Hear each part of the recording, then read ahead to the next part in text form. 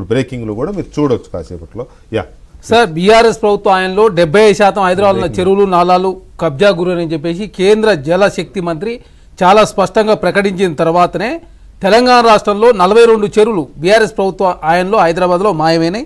120 ఏళ్ళు సగానికి కబ్జా గురైన పరిస్థితిని గమనించిన తర్వాతనే హైడ్రాన్ తీసుకొచ్చి హైదరాబాద్లో 500 ఎకరాల ప్రభుత్వ భూమిని హైడ్రా రక్షించింది.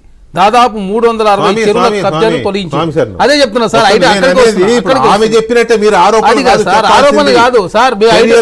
ఇప్పుడు ఆమె చెప్పిన ఈ చెరువు ఈ 10 ఎకరాలు కబ్జా చేశారు, 70 విల్లాలు కట్టారు ఏదో చెప్పారు కదా ఆమె 70 ఎకరాల్లో.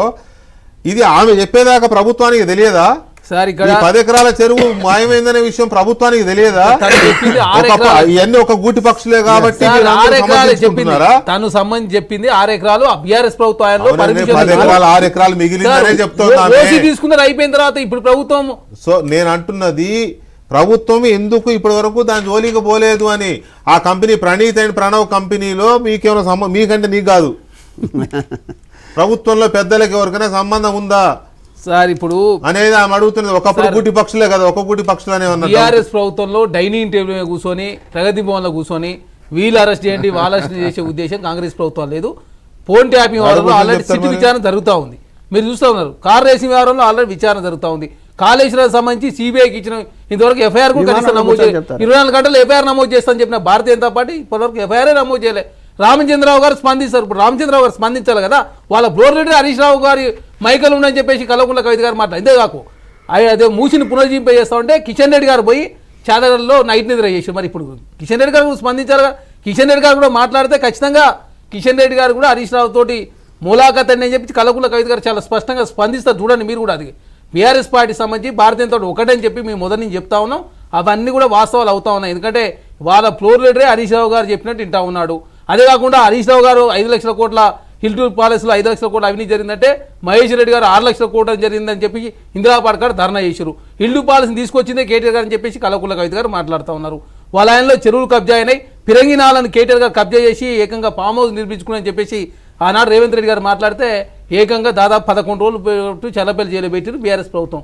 కాబట్టి తెలంగాణ రాష్ట్రంలో హైడ్రాన్ తీసుకొచ్చి చెరువులను రాకులను అదే ప్రభుత్వ భూములను అదే కాక అన్ని రక్షించే ప్రయత్నంలో ప్రభుత్వం ముందుకు పోతుంది. ఇప్పటికీ 500 ఎకరాల ప్రభుత్వ భూమిని కూడా కాపాడింది. ఒక్కో దానిపై చర్యలు తీసుకునే ప్రయత్నంలో ప్రభుత్వం ముందుకు పోతా ఉంది. కాబట్టి కల్వకుంట్ల కవిత గారు చెప్పినటువంటి ఏదైతే అంశం ఉందో దాని విషయంలో కూడా ఖచ్చితంగా హైడ్రాన్ ముందుకు పోతుంది. రాజకీయ కక్ష కార్యక్రమాలు తెలంగాణ రాష్ట్రం తావు లేకుండా కాంగ్రెస్ పార్టీ విచారణ సంస్థలకు ఇచ్చినటువంటి ఏదైతే బాధ్యతల్లో విచారణ సంస్థలలో అనవసరంగా తలదూర్చొద్దని చెప్పి ప్రభుత్వం భావించింది. విచారణ సంస్థలు విచారణ చేస్తూ ఉన్నాయి.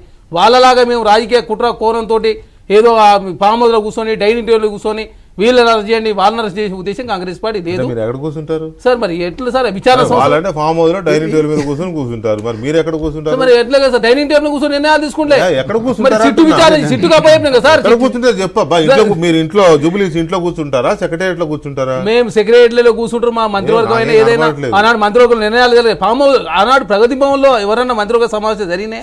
ఆయన కూర్చోలేదు కానీ కదా ప్రజలు మిమ్మల్ని గద్దె మీద చెప్తా ఉన్నా సార్. మీరు కూడా ఇల్లు కదలలేదంటే మరి సార్ ప్రజా ప్రభుత్వంలో చట్టం తన పని తాను చేసుకునే ప్రయత్నంలో ముందుకు ఎక్కడ కూడా రాజకీయ కుట్ర కోనకు తావులేదు. కాబట్టి విచారణ సంస్థలు స్వచ్ఛందంగా తెలంగాణ రాష్ట్రంలో పనిచేస్తామని సిబిఐకి ఇచ్చినటువంటి కేసు ఇప్పటివరకు ఎఫ్ఐఆర్ ప్రభుత్వం మీద మీకున్న అనుమానాలు ఇప్పుడు ఎందుకంటే కవిత గారే కాంగ్రెస్ పార్టీతో కుమ్మక్కయ్యారని అవతల వాళ్ళు చేస్తున్న ఆరోపణ. ఆయన ఎవరో ఏవీ రెడ్డి అని ఒక ఆయన ఎవరో ఉన్నారు, ఆయన ద్వారా అనిల్ గారు లేకపోతే కవిత గారు వీళ్ళు రేవంత్ రెడ్డికి మధ్యలో ఆయన ఉన్నాడు, సంథింగ్ ఏదో మొత్తానికి ప్రభుత్వంతో అంటగాగుతోంది కవిత అనేది కదా బీఆర్ఎస్ చేస్తున్న ఆరోపణ.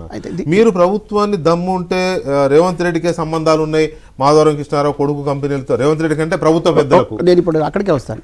నిజంగానే రేవంత్